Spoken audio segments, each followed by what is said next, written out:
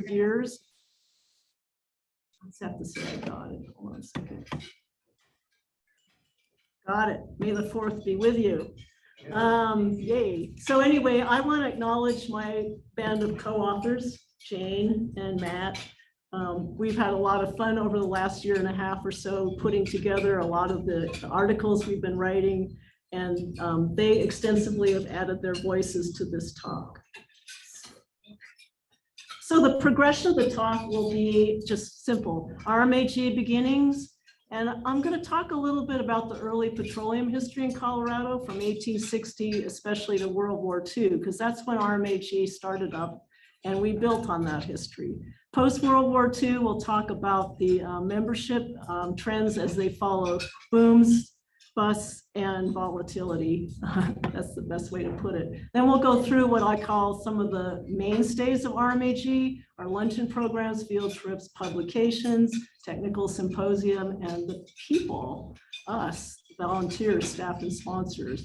Then what I call RMAG relationships, the foundation, the RMAG auxiliary, our relationship with APG, and some of the members in public service that we've had over the years, kind of an interesting band of people, and finishing up with some of the great women of the RMAG and how we've progressed. And then I'll end up with what I'll call the crystal ball. So you at least have to stay for the end to see what I said about the future. And the audience here is captive. If you're online, you can choose what you want to do. So in the beginning, 50 geologists met at the Albany Hotel, which was just down a few blocks here. It's at the site of what is today the Johns Manville office building on the corner of 17th and Stout. That was the hotel in Denver at the time. That's where the Democratic National Convention was held in the early 1900s. It actually eclipsed the Brown Palace as the place to be. There was actually an oil stock exchange there in the early 1900s. Quite a place. And it was a big deal to start this. Denver was a tiny town at the time, and it became ultimately center of oil and gas exploration. We started out as the Rocky Mountain Association of Petroleum Geologists, and we took the petroleum out of the name in 1947, post-World War II. The founding charter members, 50 people, read a lot like a who's who in petroleum geology, and not just that. One of them was A.C. Boyle, who was the superintendent of Dinosaur National Monument. Max Ball figured prominently. He was actually the first president of RMAG and the 7th of APG, and we'll kind of get back to him later. Russell George, down here in, that's my cursor's not working, but down here in the lower part, he was the first director of the Colorado Geological Survey in its first rendition, and he was our state geologist until 1928 when the CGS was, disbanded due to financial malnourishment, as it's stated in the history of the CGS. So let's kind of backtrack a minute. So we had a really long oil history in Colorado. We had seeps, long known by Native Americans for medicinal properties.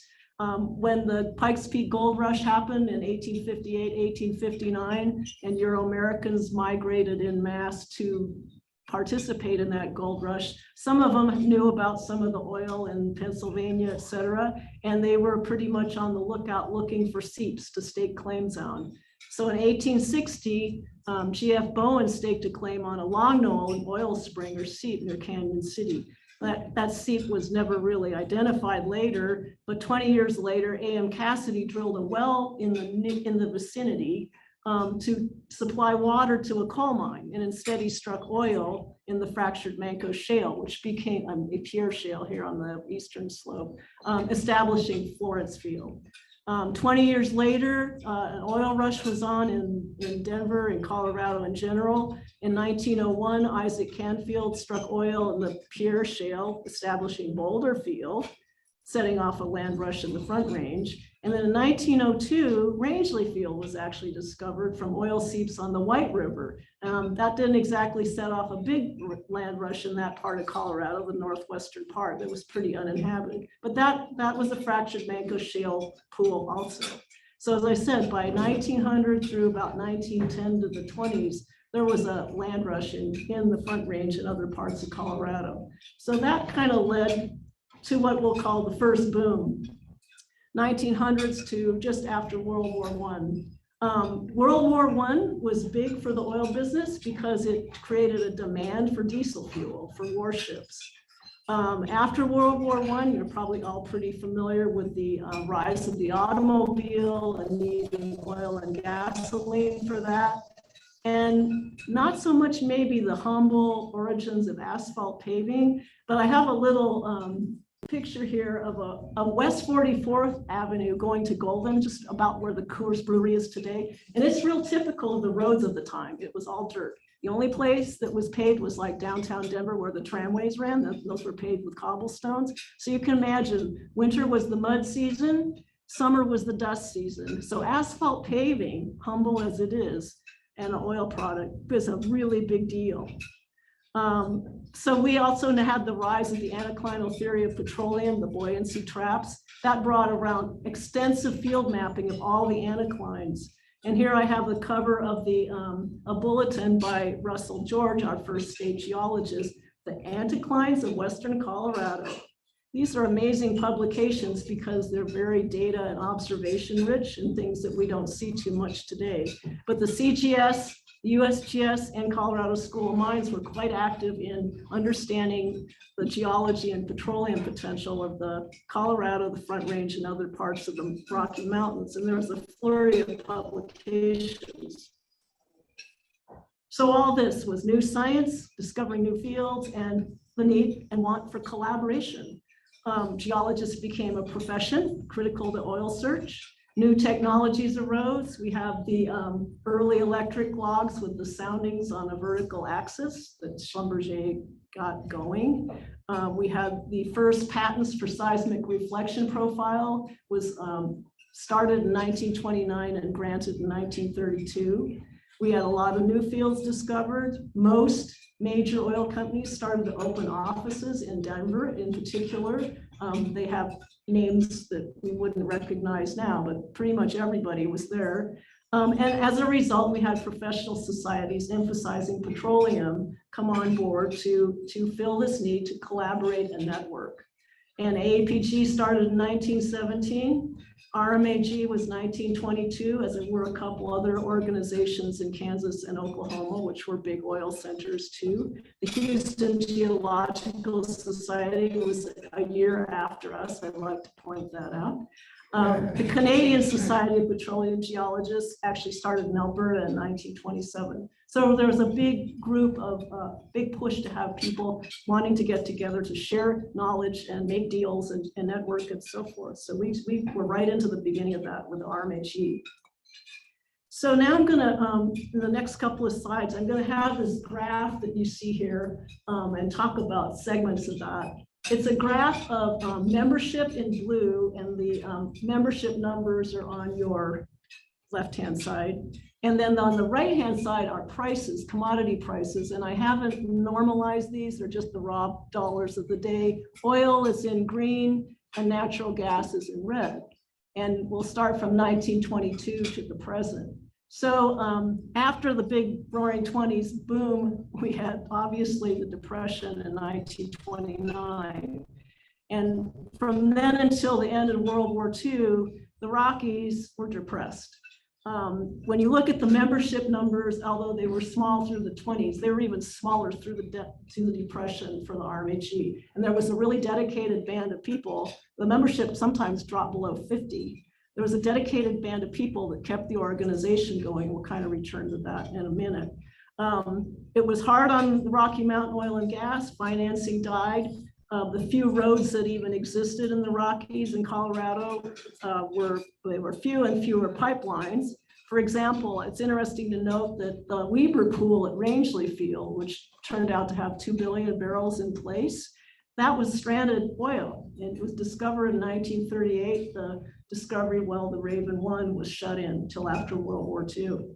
The one bright spot was that humble commodity of asphalt, because the Works Progress Administration and sometimes the CCC, the Depression era programs for constructing infrastructure, created a little bit of demand for the asphalt. So there was a little bit of a bright light, but not too much. And we all know that the World War II oil demand, which was huge, was met by Texas and Oklahoma production. So during that time, RMAG membership languished. So let's go to post-World War II. And now the graph, you can see in the black box, we'll talk about the segment from 1946 to about 1984-3. And you can see that RMAG membership on that blue line increased and really increased rapidly at the end of that period. I showed in the green oil prices through the 50s and up till 1973, oil prices were flat. These are national averages. And that was pretty much because the Texas Railroad Commission, which at one point during World War II set the oil price for the world, also kind of set that price flat for the US. But then we know what happened in 73 and 78. You can see the RMAG membership really started to increase rapidly through the 70s. And that was really part of the spurring on of the big increase in oil prices and demand from the Arab oil embargoes. So from 1946, there were 90 members to over 900 in the early 1960s. And then it just kept going up until 1984. And that peak of 1984, it was 24 members. That was our peak membership. It's a huge change. So you know what happened. So I actually took the graph and enlarged it so we can see what I call the cycle of bust and volatility, which I call 1984 to today. Our membership really declined precipitously until about 1997, where it kind of started to turn a little bit and flatten out where that first blue arrow is. On the bottom, you can see green arrows showing price drops. Red arrows on the gas side actually increased from about the late 90s to a peak of about 2008. And you can see our membership was starting to go up a little, flatten, go down, flatten, until we get to about 2012, where we hit another peak. In my notes here, I say, does anybody in this room remember $16 an MCF gas on the spot market? Yeah, that's almost insane right now to understand that, but that's what was happening in the early 2000s. There was a local market for gas in the Rockies. We had a book by that title, John and Jane. That was a really big deal. All the tight gas sand plays got going, the coal bed methane got going, and that really spurred on membership. And then we all have lived through the unconventional play revolution, which is really what created that peak membership in 2012. And now we know what happened after that. And it's been, I think when I look at oil prices, the shocks, the ups and downs, I could say that's the type section of volatility, and our membership follows that pretty closely. Although since 97, I can say that our membership has at least fluctuated above 1,600 members, with a peak there, 2012 sub-peak, about 3,000 members. So let's talk a little bit about the mainstays, the history of that, lunch, et cetera. Lunch, I get lunch later. So our Luncheon program, it's been one of the mainstays of RMAG from the very first. In the 20s, they even had evening programs. And usually food was served, certainly at all the evening programs. Sometimes it was just a talk and dinner, or sometimes just dinner. But by 1950, technical presentations became standard at every single lunch or dinner meeting. And they have ranged all over the place, depending on membership demand, weekly, bi-monthly, and now we're at monthly. At the boom in the early 80s, we were doing it every week, and we'd have 200 people showing up every week for lunch. If you can imagine that, standing room only. Obviously, we pivoted to online 2 years ago or so, and now we're in the post-COVID hybrid format, which will be interesting to see how it works out. I think that it will offer us flexibility, but I gotta admit, I love being here in person. It's just wonderful to have that option. Field trips. You know, we all got into geology, most of us, because we like the outdoors. Field trips are a common thread. They unite us. They're a long-standing tradition from the get-go in the 20s. Colorado is a great state. Right out our back door is great geology. So we've evolved from long multi-day trips to pretty much one-day trips. And here's shown in the 1947 photograph. I like this photograph for a lot of reasons. It's a field trip to central Colorado that had over 200 people. They're not all shown in that photograph, but I love the uniform. It was post-World War II, and I call it the khaki black belt narrow tie uniform. And there is actually one woman in that photo. I don't have my cursor active, but there is one woman kind of in the lower center, and I'll tell you about her in a minute. But we went ahead in 1970, we had a really huge multi-day conference that Bob Weimer was very active in leading that to the Dakota and related rocks, the Front Range. In 81, we had a big field trip down to Durango that had over 300 geologists in it. And now we've evolved to the On the Rocks, which were actually born out of the bust in 1986, when RMAG had to pivot amazingly to do something different. And that's when the On the Rocks field trip series was started as day-long, very inexpensive, drive your own car, bring the kids if you want, for really small groups of people. And I have here, I was interested in the new On the Rocks trip down to Pueblo Reservoir coming up. That's been a popular venue. Here it is in 1999. And actually it was co-led by Mark Longman, who's in a blue shirt standing up taller than everybody else in the back. And then the gentleman on the far right is Paul Priatel, who lives up down in Pueblo. Those were the co-leaders. A little bit different uniform than the khaki and black belt. And then we did an On the Rocks trip to McCoy 10 years after the Pueblo trip. That was a couple years ago. And we had fossil collecting for families. So we run the gamut, and that's a very popular series. Every time we do a questionnaire to the members, everybody goes, we love the field trip, so keep them going. And we do. We have a very active On the Rocks committee, and I encourage you to join them. Publications. So interestingly, field trips served as a stimulus for a lot of things in the RMAG. The first actual publication was in 1937. It was a guidebook to the Yellowstone and Bighorn Basin. It was a joint field trip. First publication came out of a field trip. And then that kept going on. And then by 1954, because the Denver Basin had gotten so active in oil and gas, RMAG published the first oil and gas field symposium, which actually that book lasted for a long time, so we updated it about a decade ago or so. Very popular, sold over 1,700 copies at the time. Oh, I'm sorry. Oh, I'm stuck. Let me see. Yeah.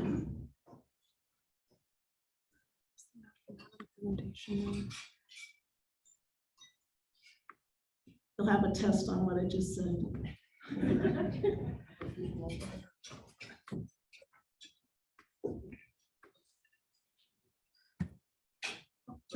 Yeah, we're just gonna reboot it. Hang on.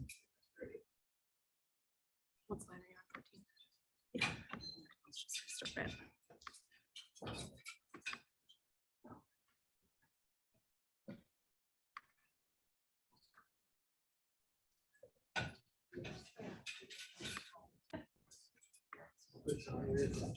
There you go. So, okay, all right, so we can just fast forward a little bit.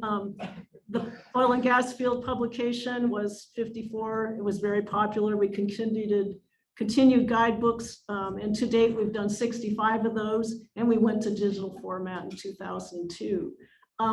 Very important to understand that RMAG, although it's a nonprofit, we have to make a profit to survive, and the guidebook series, book publishing, was really our profit center for quite a number of years, although that started to fall off by the early 2000s.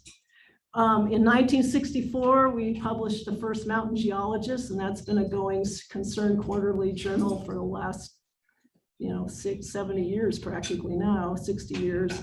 It became digital in 2014. And then I can't not talk about the Big Red Book, which has been iconic for the RMAG. It's sold over 9,000 copies if you include all the digital copies. And we converted that to digital in 2006. That was actually a big deal to get that scanned at the time. And we made it GIS shapefiles in 2014. And I swear those figures are still used all over the place. Bill Mallory was the editor of that. He was also an RMAG past president. If you read the article on history of humor, you will read some more about him. He was an awarded humorist. Let's just say that. So basically, I don't know if you know the whole story on this book, although it was iconic in terms of its sales and getting it compiled. It almost bankrupted RMAG to publish it. More on that in a second. So the outcrop was digital in 2011, Mountain G 2014. So we've all been digital on most of this for the last 10 to 20 years. Symposia. Okay, so field trips were also the source of our first technical symposia, because commonly in field trips, you would have, in these multi-day trips, you'd either have talks before, talks after, or talks at night during the field trips. These were big deals. And that kind of evolved into having technical symposia separate from field trips, as kind of morphed in the 1980s when core workshops became popular. It's not so easy to take core out in the field, but with the USGS core library and some of the private facilities, people wanted to stand around and look at the rocks they were drilling oil and gas wells into, and then get together and network. By 1990, we were actually having 1 and 2 day standalone symposia targeting exploration plays and various kind of techniques to use to do our business. And as usual, offering networking opportunities. The first 3D seismic symposium was one of these technicals and standalones, and that was Bill Pearson and Randy Ray that started that. It was a joint effort with the Denver Geophysical Society. Started in '94, as I said, and we partnered with DGS until 2016 on those seismic symposia. So a 22-year run for the RMAG as a partner with that. And they became the main revenue stream for the RMAG up until, well, after the oil shock of 2012 and the big decline. Then that things had to change, but they were a primary revenue stream, eclipsing publications. So, you know, I have to say all these things that happen, these luncheons, these technical symposium, they're all run by our strong committee system, us. The volunteers and professionals that we have, the professional staff, these to me are the key mainstays of the RMAG, because none of this would happen without us. And our corporate sponsors have always been strong. And then the summit sponsors, which are now what our corporate sponsors are, that arose in around 2012 or so, they have really helped the RMAG maintain a stable financial base. So we really have survived well with them, and supplementing that with our technical symposia and other things. So that's to me our key mainstay. So now let's morph into some of these relationships. As I mentioned, the Big Red Book almost bankrupted the RMAG when it was published in 1972. And so in 1975, 3 gentlemen here in their younger years, Bob Weimer, John Lockridge, and John Rold, who was state geologist at the time, founded the RMAG Foundation. Not only did they make it happen, they financed it with seed money. And it was formed to be RMAG's philanthropic arm. It was a separate organization, and it was also formed to kind of help stabilize RMAG in the face of the financial issues around the Big Red Book. Today, it's evolved. The mission now is to inspire and educate current and future geoscientists. And I'm on the foundation. We offer 9 to 10 scholarships annually for thesis research, field camp scholarships to Western Slope institutions, recognizing senior geology majors in Colorado. We do a joint earth science Teacher of the Year award with RMAG and the foundation for cash prize. We give grants to the RMAG, sponsor RMAG student and teacher memberships, and give grants to other organizations. It's a very active group. And it's growing out, it's grown out of RMAG. And the other one, the auxiliary, I wrote a little article about that in the Outcrop earlier this year. It's actually an interesting group that's starting to age out a bit. But it was founded as a social organization for the wives of RMAG members. You had to be a wife of an RMAG member in good standing to join this in 1953, which sounds, you know, it's a generational thing. And it was really set up as a support community for women whose husbands were gone out in the field weeks to months at a time, leaving the whole family to fend for itself. If you read some of the stories of what was going on, one lady, I think I put in the article, her husband, they moved 18 times in 18 months. And yeah, that's maybe an extreme, but that was kind of typical at the time. And not only that, maybe your husband went out for to sit a well and you didn't leave till the well was done because there weren't any fax machines. You didn't drill it using your phone. I mean, it was not a thing back then. Yeah, so interesting and a really active, very high leadership experience group.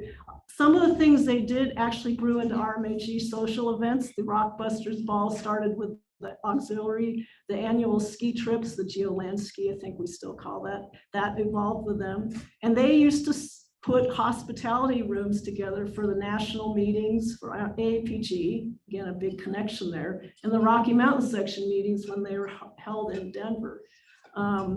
They had a peak membership, again, in 1983 when things were really booming, of 408 people, and they've declined pretty steadily since then, no plateaus there. At their peak, they had a lot of special interest groups where women could join in, and one of the interesting ones was, you call it investing, but I think they were pretty much just playing the stock market. So it was kind of an interesting little sidelight. So they'll be 70 years old next year. And we really wish them the best. Jane and I are going to go have lunch with them later this month and talk about the geology of gold in Forum. So let's talk about RMAG and the AAPG.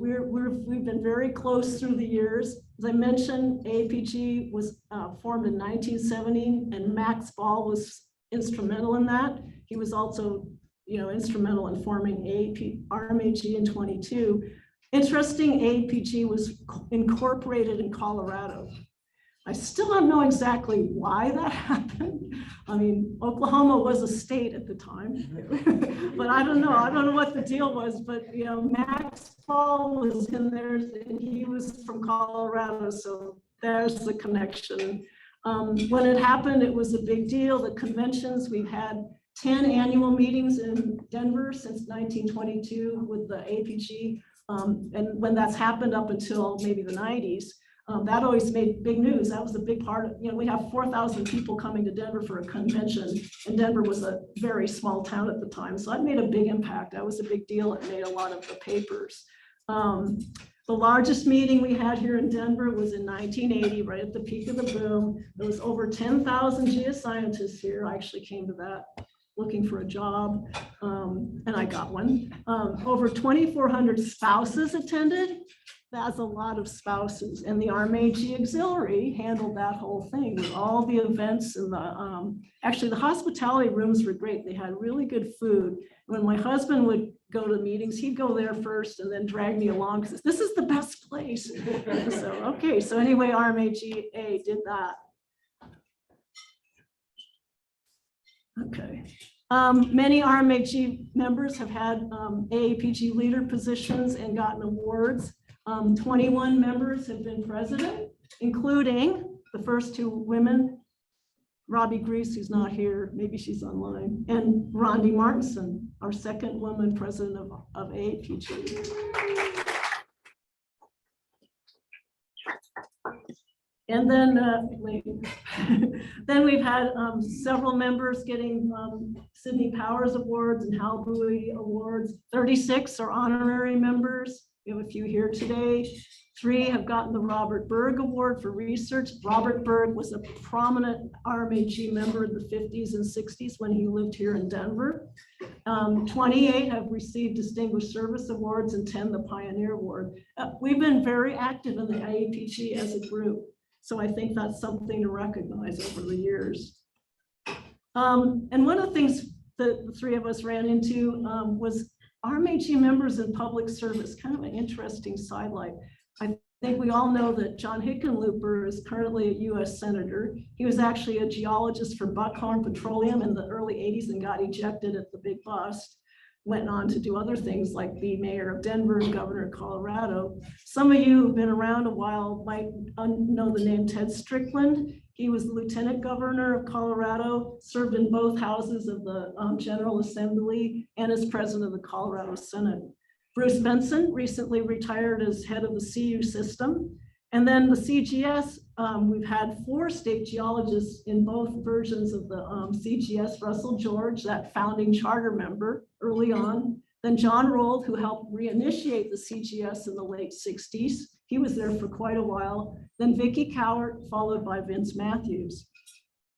The other board that RMAG members have been active on, it's the appointed board of the Colorado Oil and Gas Conservation Committee, John Hahn, Logan McMillan, Claudia Rebney, Tom Ann Casey, and then past chair Stephen Sonnenberg, members who've all been active on that. So finally, women in the RMAG. So the numbers on this are really soft because RMAG does not collect information regarding diversity in their membership data. And in fact, the membership data is, shall we say, dicey anyway, because a lot of files have been lost. But before 1976, less than 2% of the members were women, increasing from 78 to 85, kind of the late boom years, probably reached 12%. But interestingly, since 2000, women membership has reached about 16%. And if you kind of look around at the bottom of the statistics, even though it's 16% members are women, average board representation during that time has been about 33%. So I think we're taking over. Right? Anyway, it's an interesting story to follow that trend in diversity. And what I showed here, we've got an ad from the Craig Empire of 1924 talking about women in the oil patch, as fresh as a springtime breeze. It's kind of a generational title. But then I put up my 2004 RMAG board with the committee chairs, and we have a fairly large number of women in that photo, just kind of sign of the times. We can't talk about women in RMAG without talking about Robbie Grease, who was first woman president of APG. She did many firsts in the RMAG, VP, best luncheon speaker, best paper for women, general chair, overall champion for women and everybody, to be really honest. And I think her pioneering volume, Anomalies, Pioneering Women, was an interesting collection of stories, really chronicling that role of women in the petroleum industry. 2 interesting little factoids about women. RMAG's first woman president was actually Nanetta Davis, who passed away in 1986. She was part of that band of people in the Depression, early World War II that helped RMAG stay afloat as an organization. She was president in 41 and had prior offices in the late Depression. She was finance committee chair for the first APG convention in Denver in 42. She actually was the 3rd woman to graduate from Colorado School of Mines in 1920 with a mining engineering degree with a geology emphasis. There was no geology department at the time. Her stated goal when she graduated, because she was quite a character, was to make $1 million in the oil patch. So I think she was stymied by the Depression, but she was very active and was the first president of the RMAG. 60 years later, we were elected the 2nd president, who was Susan Landon. She had a lot of firsts. both in RMAG and other societies. And we really appreciate her service. As you know, she suffered a really awful ski accident and is dealing with that disability for a long time since then, but I wanted to recognize her. And then another woman who in our wanderings that kind of came up was a woman named Margaret Fuller Boos. And I think she was the one woman in that 1947 field trip photo. She was very active in the organization, but not as an officer. She did committees. She was active in the oil and gas business. She was the first lady of petroleum in 1971, started the DU Geology Department, first woman park naturalist at Rocky Mountain Park in the 20s.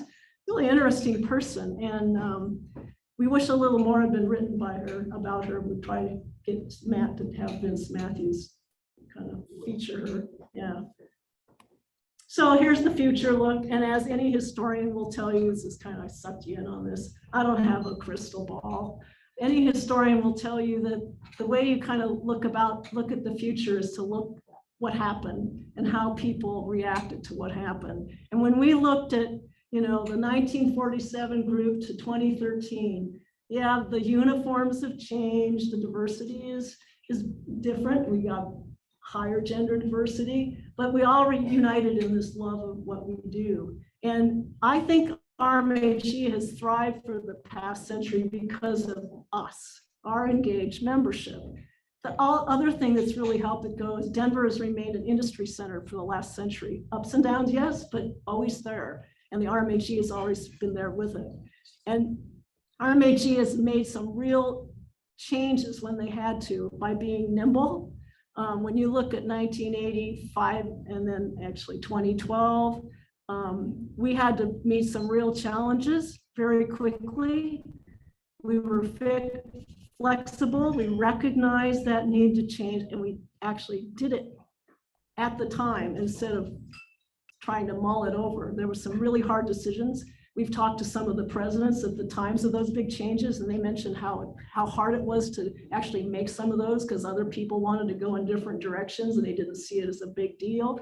But that's what helped us survive the ups and downs, especially the downs in the face of uncertainty. So in going through all our stuff, we've done a lot of work talking, we've interviewed people, longtime members. We've been writing our Outcrop series. Two things in particular, we can refer you to the Mountain Geologists from 1997, a really hilarious, in some ways witty article written by Hal Kellogg on the first 75 years. We actually found a copy of the first 40 years, 1921 to 61, that was really helpful. And that, I'm not sure how I actually found that. I think I went and talked to Hal and he had a copy and I go, oh, we want to digitize that. So we do have a digital copy of that. So obviously we've gone through a lot of research, but if you have any additions or corrections you like to make, let any one of the three of us know, especially Matt. And we do plan to publish an update to the 75th anniversary in the Mountain Geologist probably next year, kind of as things always look better when you're 6 months ahead. So at that point, I just wanted to thank you all for listening. I hope you were entertained. And we'll take any questions, and I'm not going to guarantee we answer them correctly. But one thing, whoever's volunteered in any way, past presidents, committee members, stand up for the RMAG. Volunteer, any volunteer commitment that you've done. See, more than half the room standing up. So I just want to tell you, you know, that's what makes this organization work is all of us. So thank you. Yeah.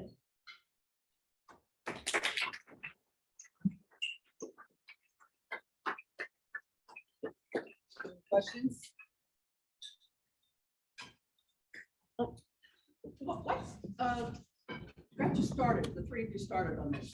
I know Matt's been interested in history. Well, Matt's the current president of the Petroleum History Institute, right? Right. So he's had a long-standing interest in the history of the oil and gas business. And Jane and I have, when did we actually start this? Before the pandemic. Yeah, it was pre-pandemic for sure. Yeah, so it's been at least 2.5 years kind of sorting through this. So Terry. What surprised you the most in the course of putting all this together?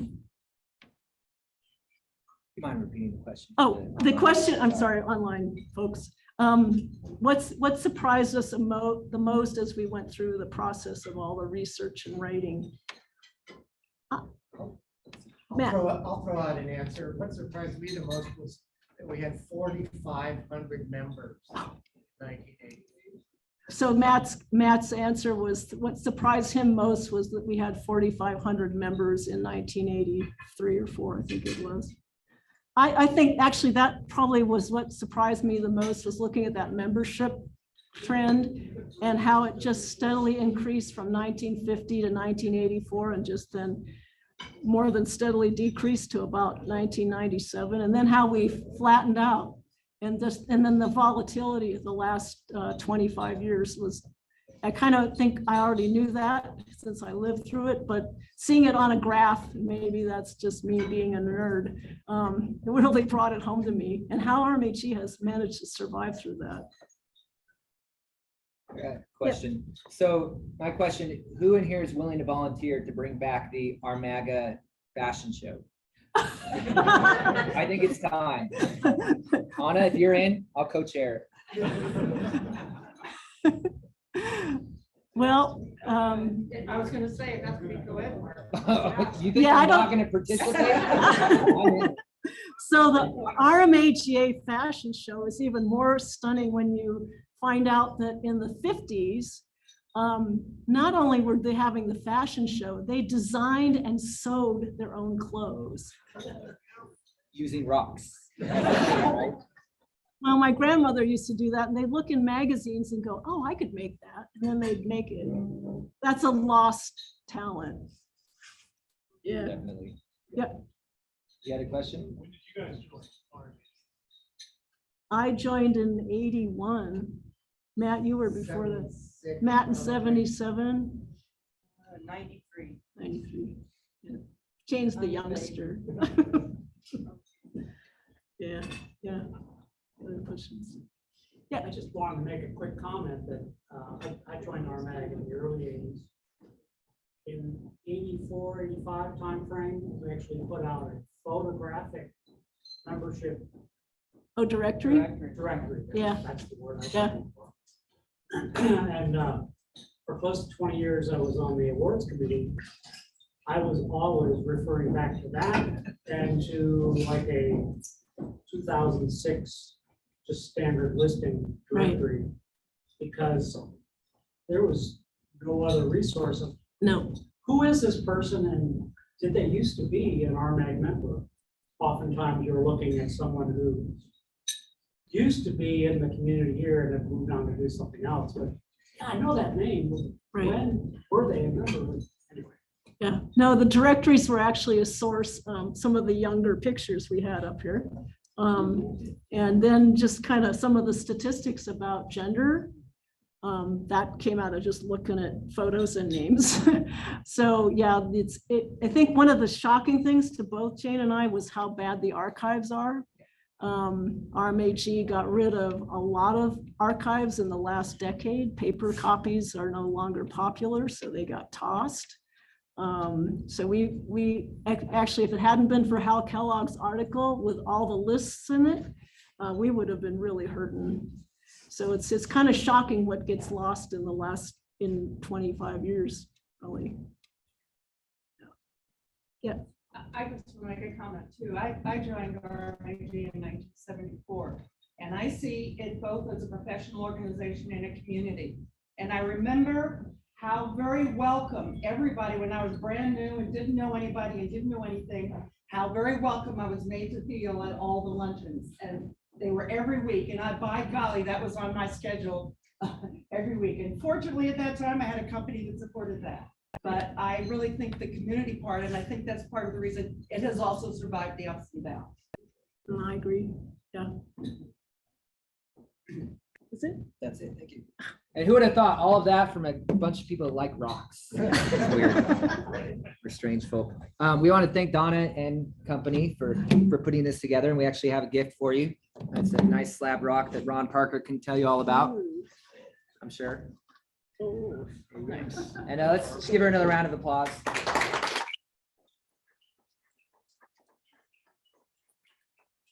I think you guys saw the challenge there. 2,000, what did you say, like 200 people attending the luncheons? Yeah. So now weekly, well, we're gonna just tone it down a little bit, do monthly. But I challenge each of you to invite one person to the luncheon the next time. Let's get this thing full. Pretty soon, we're gonna have to move to the Pepsi to Ball Arena, followed by the whatever they call the stadium now. So thanks again for coming, and we hope to see you next month, definitely. So, thank you.